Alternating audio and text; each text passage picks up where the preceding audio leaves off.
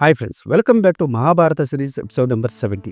నా ముందు వీడియోలో మార్కండేయ మహర్షి ధర్మరాజుకు పతివ్రతల కథలు చెప్పమంటే అక్కడ కౌశికుడు వృత్తాంతాన్ని చెప్పడం మొదలుపెట్టాడు. కౌశికుడు ఒక మాంసం అమ్మే ధర్మవ్యాధుని ఇంటికి వెళ్ళాడు. అక్కడ ధర్మవ్యాధుడు కులధర్మం గురించి వివరించబోతున్నాడు. ఆ పూర్తి వివరాలు తెలుసుకోవాలనుకుంటే ఈ వీడియో స్కిప్ చేయకుండా లాస్ట్ వరకు చూడండి. ధర్మవ్యాధుడు కులధర్మం గురించి ఇలా వివరించడం మొదలుపెట్టాడు. కులధర్మం విడవకుండా జీవించడం అన్నిటిలోకి పరమధర్మము అని పెద్దలు చెప్తుంటారు. హృదయంలో దయ కలిగి ఉండటం గొప్ప లక్షణం. బయట ప్రపంచంలో ఎంతోమంది ఎన్నో భావాలు కలిగి ఉంటారు. అందరి భావాలను మన్నించడం, సహనంతో మెలగడం, విషయ వాంఛలను, చెడ్డ కోరికలను విడిచిపెట్టాలి. త్యాగ గుణము అన్నింటికన్నా గొప్ప గుణము. దానిని ప్రతివాడు అలవర్చుకోవాలి. ఎప్పుడూ నిజాన్నే పలకాలి, ఎల్లప్పుడూ మంచివారిని గౌరవించాలి అని పూజించాలి. కోరికలు అనేవి మనిషికి సహజం, కానీ ఆ కోరికలు తీర్చుకునేటప్పుడు ధర్మం తప్పకుండా వ్యవహరించాలి. మనకు మంచి జరిగినా చెడ్డ జరిగినా వాటిని సమదృష్టితో చూడడం నేర్చుకోవాలి. మనకు అపకారం చేసిన వారికి ఉపకారం చేయడం అందరూ మెచ్చుకునే లక్షణం. ఇతరులకు అపకారం చేసేవాడు తన పాపాలలో తానే కాలిపోతాడు. వేరే వాళ్ళు ఎవరు వాడికి కీడు చేయడం అనవసరం. దేవుడు లేడు, వేదములు ప్రమాణములు కావు అని వాదించే నాస్తికులు ధార్మికులు చేసే పనులను ఖండిస్తుంటారు. అలాంటి వారి మాటలు నమ్మి ధర్మం విడిచిపెట్టడం మంచిది కాదు.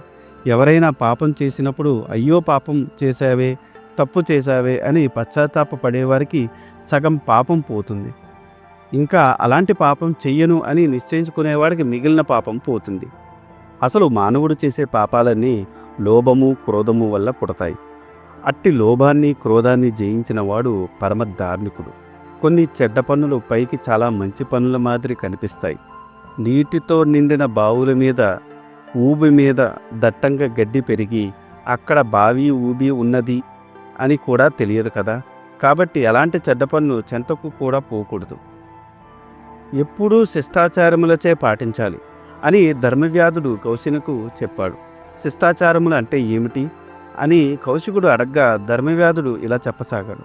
దానము, సత్యము, తపము, యజ్ఞము, మంచితనము, కోపము లేకుండా ఉండటం, ఇంద్రియ విగ్రహము, ఎల్లప్పుడూ సంతోషంగా ఉండటం, వేదాలను చదవడం, దాంభికత్వము లేకుండా ఉండటం, ఎప్పుడూ దైన్యంగా ఉండకపోవడం, నిరాశతో కుంగవపడడం, అసూయను, అహంకారాన్ని వదిలిపెట్టడం, మంచి ప్రవర్తన కలిగి ఉండటం, తీర్థయాత్రలు చేయడం, పరిశుభ్రతను పాటించడం, అన్ని భూతములు యందును దయ కలిగి ఉండటం, తక్కువగా మాట్లాడడం, అవి మంచి మాటలు మాట్లాడడం, తన ఆశ్రయించిన వారిని కాపాడడం, ఇవన్నీ ధర్మములు, శిష్టాచారములు అన్నీ పెద్దలు చెబుతారు.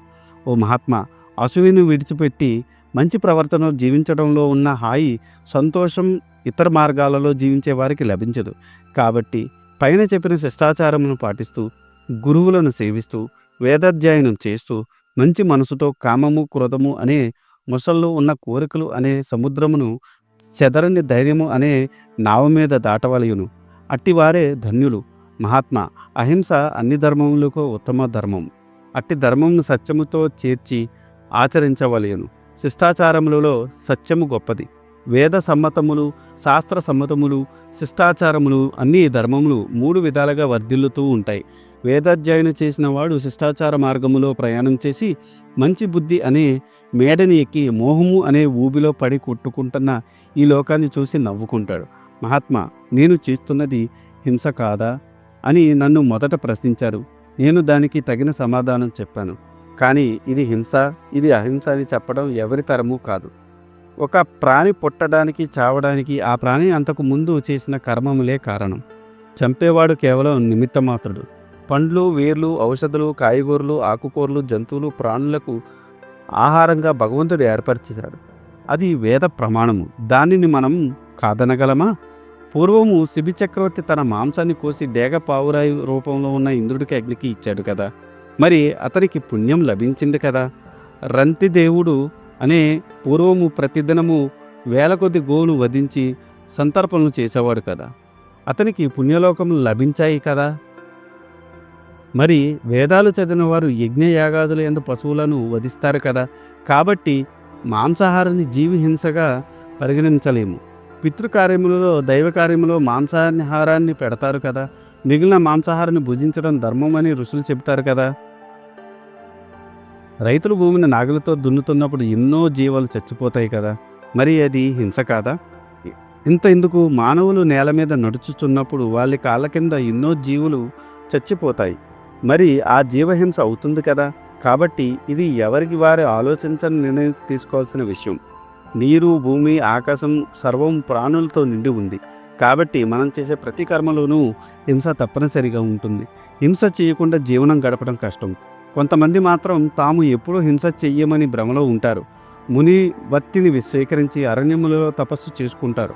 తాము అహింసా వ్రతాన్ని ఆచరిస్తాము అని చెప్పుకుంటున్న మునులు కూడా ప్రతిరోజు ఆకులు, కాయలు, ఫలాలు, కందమూలాలు భుజిస్తూ జీవహింస చేస్తున్నారు కదా. ఎందుకంటే ఆకులలో, కాయలలో, మొక్కలలో అన్నిటిలోనూ జీవం ఉన్నదని మనకు తెలుసు కదా. కాబట్టి ఈ లోకంలో జీవహింస చెయ్యనివాడు ఒక్కడు కూడా లేడు. కానీ తెలిసి తెలిసి కావాలనే జీవహింస చేయకపోవడమే అహింస అని చెప్పుకోవాలి. ధర్మము చాలా రకాలుగా ఉంటుంది, చాలా సూక్ష్మమైనది, తెలుసుకోవడం చాలా కష్టం. కాబట్టి వేదములను, పెద్దలు చెప్పిన మాటలను వారు ఆచరించే ఆచరణ వలన మనము ధర్మము తెలుసుకునేవాళ్ళం. సత్యవ్రతం చాలా గొప్పది, కానీ ఏ ప్రాణికైనా అపకారము జరుగుతున్నప్పుడు దానిని నివారించడానికే ఆడే అబద్ధము నిజం పలకడం కన్నా గొప్పది. ఏ ప్రాణికైనా అపకారం కలిగించే సత్యము అబద్ధం చెప్పడంతో సమానం. ఎవరైనా ప్రాణాపాయ స్థితిలో ఉన్నప్పుడు వారిని కాపాడుకోవడానికి ఆడే అసత్యము వివాహ సమయంలో కలిగే అసత్యము సత్యముతో సమానము. అలాంటివే ధర్మ సూక్ష్మములు. తన కులమునకు ఉచితమైన మార్గము మంచిదే అయినా మంచిది కాకపోయినా కులవృత్తి మానరాదు.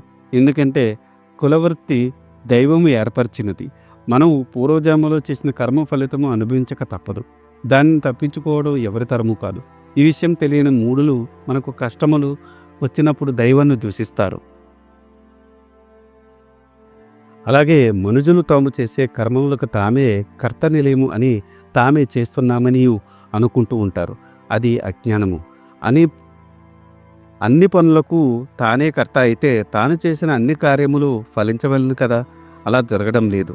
ఎందుకనగా చాలామందికి నీతిమంతులు, ధర్మనిరతులు, అన్ని కార్యములను దక్షతగా నిర్వహించగలవారు చేసే ఎన్నో కార్యములు కూడా ఒక్కొక్కసారి ఫలించవు.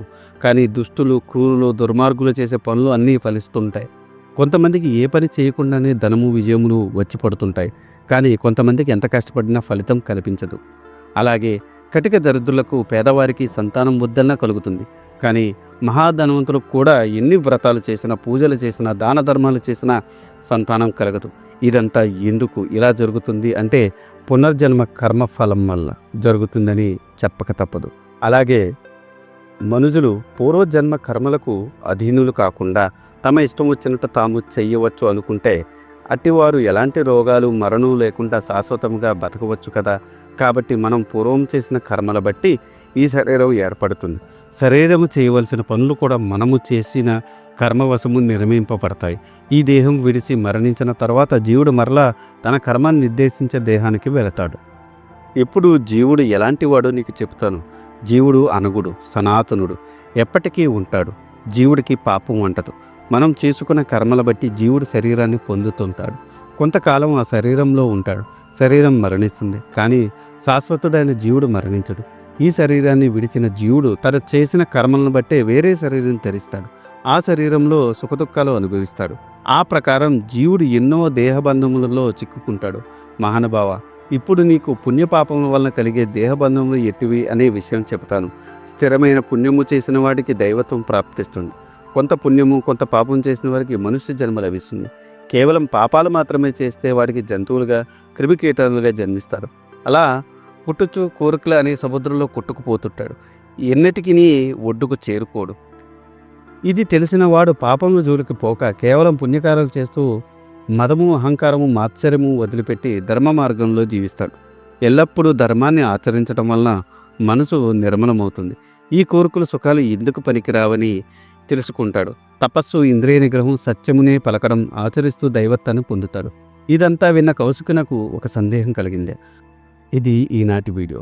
ఆ తర్వాత ఏం జరిగిందో తెలుసుకోవాలనుకుంటే మీరు నా నెక్స్ట్ వీడియో కోసం వెయిట్ చేయాల్సిందే. దానికన్నా ముందు నాదొక చిన్న రిక్వెస్ట్. నేను చేసే ఈ మహాభారత సిరీస్ వ్యాస భారతం నుండి కవిత్రయం అంటే నన్నయ్య గారు, తిక్కన గారు, ఎర్రాప్రగడ గారు తెలుగులోకి అనువదించారు. అదే ఈ మహాభారతాన్ని నేను మీకు యథాతథంగా అందించాలనే సదుద్దేశంతో ఈ వీడియోలు చేస్తున్నాను.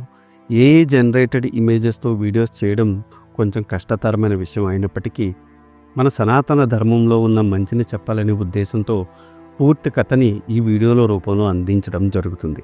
అందుకని మీలాంటి వారి సపోర్ట్ నాకెంతో ముఖ్యం. మీరు నన్ను సపోర్ట్ చేయాలనుకుంటే జస్ట్ మీ అభిప్రాయాన్ని కమెంట్ల రూపంలో తెలియచేస్తూ, లైక్ చేస్తూ, 10 మందికి షేర్ చేస్తూ మన ధర్మాన్ని 10 మందికి అందేలా చేయాలని కోరుకుంటున్నాను. ఈ వీడియో కనుక మీకు నచ్చితే do like, share and subscribe. Thanks for watching. జై సనాతన ధర్మం.